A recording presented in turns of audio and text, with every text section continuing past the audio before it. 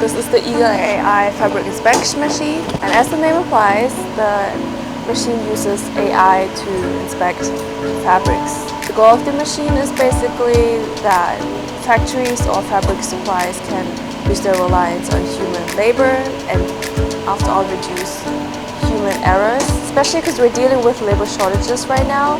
So the machine can definitely help a lot in checking and inspecting fabrics, bigger amounts, larger amounts in a shorter amount of time. As of right now, the machine has shown very accurate performances in fabrics that are in solid colors, woven fabrics and knit fabrics. And also right now we're training the machine for strap fabrics. The machine has a few features that makes it even more special. We have the labeling device, like it puts stickers on the spot where the machine detects the errors or the defects, so it can be spotted right away.